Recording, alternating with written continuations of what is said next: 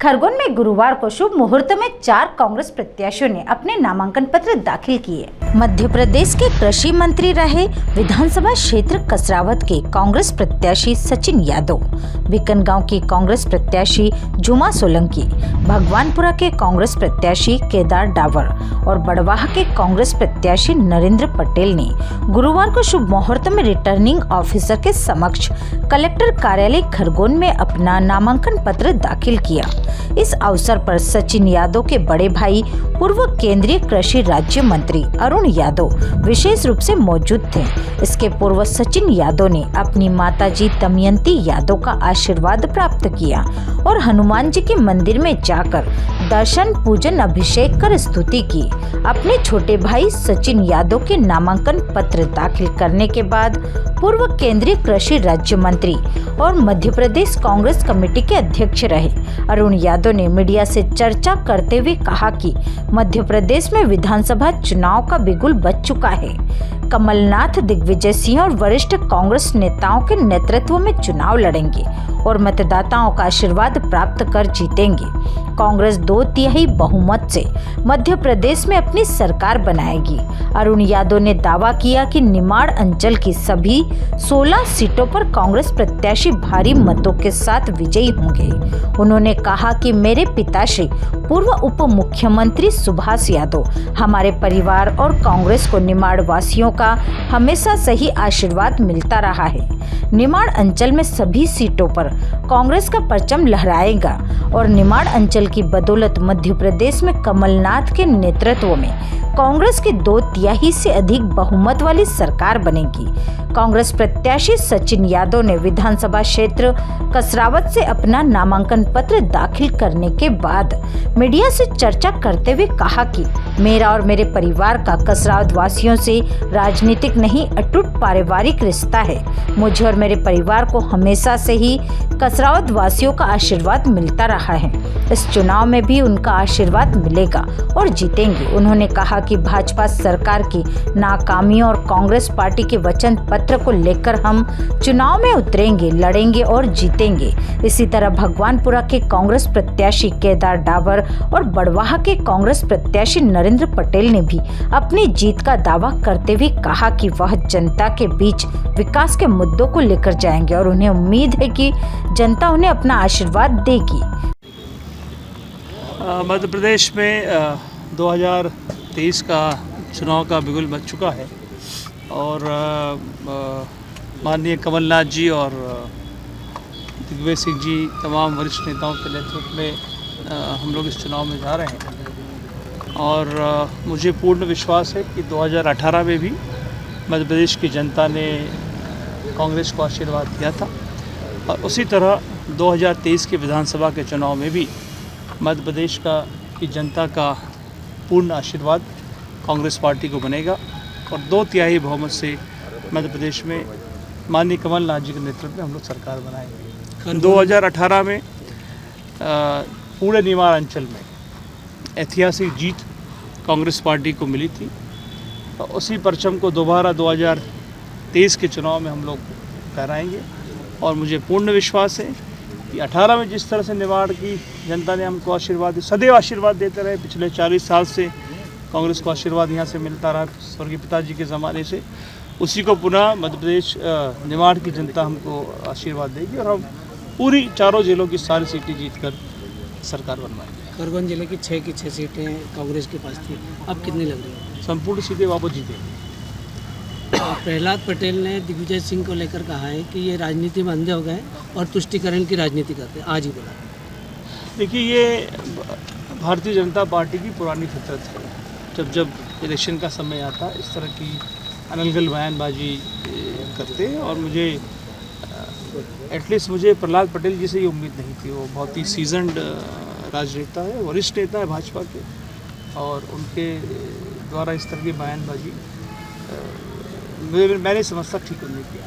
निशा बांगरे के को लेकर अभी तक फाइनल नहीं हो पाया कि वो चुनाव लड़ेंगे, तो अब ये चूँकि परसों ही उनका इस्तीफा मंजूर हुआ, उसमें बड़ा संघर्ष हमको करना पड़ा। वो खुद जब एक महिला जो सरकारी नौकरी में थी और इस्तीफा देना चाहती थी, राजनीति में आना चाहती थी, पिछले 3 महीने से लगातार वो ये कोशिश कर रही थी। उनको पूर्ण रूप से सरकार ने प्रताड़ित करने का काम किया। अब उनका इस्तीफ़ा मंजूर हुआ है। उनका टिकट को लेकर हमारे वरिष्ठ नेता चर्चा कर रहे हैं और शीघ्र ही कुछ निर्णय इस पर होगा। मैं समझता हूँ कि लोगों ने मन बना लिया है, जनता ने मन बना लिया है। पिछले 18 साल का भारतीय जनता पार्टी का कुशासन था, उससे लोग त्रस्त हो गए, परेशान हो गए हैं और पूरे मध्य प्रदेश में एक बदलाव की लहर है। और निश्चित रूप से जो है कसरावत की जनता भी चाहती है कि वो हमारे पक्ष में मतदान करेगी, हमको पूर्ण आशीर्वाद हमको देगी। और जहाँ तक कसरावत विधानसभा की बात है, कसरावत हमारा परिवार है, यहाँ पर हमारे पारिवारिक संबंध है लोगों से, कोई राजनीतिक संबंध नहीं है। और जो पिछले 15 महीने के हमारी जो शासनकाल था, उस शासनकाल में हमने जो जितनी भी जन कल्याणकारी योजनाएं हमने लागू करी थी, वो सारे विषय लेकर के, सारे मुद्दे लेकर के, और अभी हमारा जो वचन पत्र हमने तैयार किया है, वो सारे विषय लेकर के जनता के बीच में जाएंगे और निश्चित रूप से विजय हमारी होगी। जनता का पूर्ण समर्थन हमारे साथ कृषि है। मंत्री भी रहे और इस बार अतिवृष्टि और बाढ़ के कारण भारी नुकसान हुआ आपके विधानसभा क्षेत्र में, और इसको लेकर जो सरकार जिसने ध्यान नहीं दिया है। निश्चित रूप से सरकार सिर्फ बड़े बड़े दावे करने का काम करती है। जब जनता की कोई परेशानी, जब जनता दुख और तकलीफ में होती है, भारतीय जनता पार्टी ने हमेशा अपने हाथ ऊपर करने का काम किया है। अभी विगत दिनों जो अतिवर्षा हुई है, एक लंबा अरसा हो गया है, लेकिन आज दिनांक तक कोई भी सरकारी व्यक्ति जो है हमारे किसानों के बीच में नहीं पहुंचा। उनके जो सर्वे करना तो दूर की बात है, उनको मुआवजा देना तो दूर की बात है, कोई उनका कोई मुआवजा राशि तक जो है उनके आज दिनांक तक उनको नहीं मिली है। जो बाढ़ प्रभावित थे, जो हमारे नर्मदा किनारे हमारे जो गांव बसे थे, वहाँ पर भी यही स्थिति है। लोग आज भी जो है सरकार की राहत के लिए आज भी इंतज़ार कर कि जो मेरे सामने जो प्रत्याशी भारतीय जनता पार्टी ने दिया है, वो प्रत्याशी नहीं है। मैं तो ये मानता हूँ वो एक राजनीतिक में व्यापार के लिए आया है। जिस प्रकार से व्यापार किया जाता है, उस प्रकार से मैं समझता हूँ कि वो तो सिर्फ व्यापार के लिए आया। और पहले कांग्रेस से, पहले निर्दलीय, उसके बाद कांग्रेस से, उसके बाद आज भारतीय जनता पार्टी का दामन थामा है और वो व्यापार के लिए कि पैसा कमा कर मुझे घर आना है, इस प्रकार का प्रत्याशी मेरे सामने दिया है। और कांग्रेस की रही सवाल कि वो कांग्रेस के रहे हैं, तो मैं ये समझता हूँ कि एक भी कांग्रेस का कार्यकर्ता उसके पक्ष में नहीं गया, वो सिर्फ अकेले गए। और उसके अलावा कांग्रेस पूर्ण रूप से जहाँ बड़वा विधानसभा में अपने आप मजबूत है। क्या मुद्दे रहेंगे आपके मुख्य तौर पर? बड़वा विधानसभा में अगर देखा जाए या खरगोन जिले में देखा जाए तो निश्चित तौर से जब कांग्रेस की सरकार बनी तब विकास हुआ है। पिछले 20 वर्षों से भारतीय जनता पार्टी की मध्य प्रदेश में सरकार है। मैंने देखा कि बड़वा में किसी भी प्रकार का कहीं भी विकास पूर्ण रूप से नहीं हुआ है। एक विधानसभा की विधायक की निधि जो होती है वो तक नहीं अपने बड़वा विधानसभा में लगा पाए, तो एक अनेक जो दूसरी योजनाएं होती हैं वो क्या लगा पाएंगे। एक भी ऐसी कोई बड़ी योजना इन लोगों ने नहीं। जीत को लेकर कितने संतुष्ट? जीत 100% कांग्रेस की होगी। जिस प्रकार से बड़वा विधानसभा के मतदाता भाइयों में एक रुझान है और बड़वा में मेरे चाचा जी जो स्वर्गीय ताराचंद जी पटेल पूर्व सांसद, पूर्व विधायक भी रहे हैं, उन्होंने अपनी छवि बड़वा विधानसभा में महत्वपूर्ण बना के रखी है। एक राजनीतिक तौर पर नहीं, एक धार्मिक क्षेत्र को लेकर, एक सामाजिक क्षेत्र को लेकर और एक राजनीतिक क्षेत्र, तीनों पटल पर उन्होंने अपना संपूर्ण कार्य किया है। और वो बड़वा विधानसभा के अनेक लोगों से, अनेक परिवारों से, चाहे वो कोई सी भी समाज हो, हर परिवार से हमारे एक पारिवारिक रिश्ता बना हुआ है और उसका मुझे निश्चित तौर से लाभ मिलेगा। और आज जो मैं देख रहा हूँ बड़वा विधानसभा में, उसका मुझे पूर्ण विश्वास है कि एक और धनबल वाला है और एक साधारण प्रत्याशी है। ये बड़ी बात है। ठीक है, थैंक यू।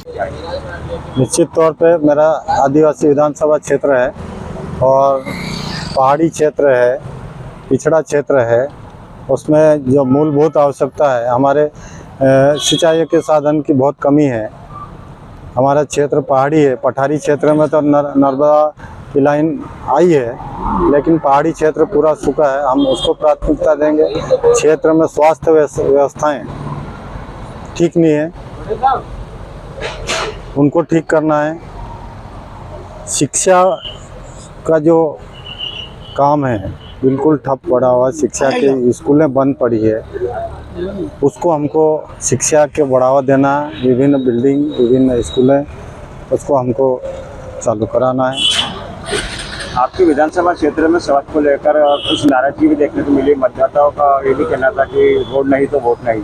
किस तरह से साधेंगे उन्हें आप? निश्चित तौर पे 18.5 साल की भारतीय जनता पार्टी की सरकार, जो केवल मुख जमानी और भाषणों में ही विकास करती रही, 18.5 साल की सरकार होने के बावजूद अगर हमारे क्षेत्र में कोई सड़क या जो मूलभूत सुविधा के लिए जो बात उठती है, ये सरकार की नाकामी है।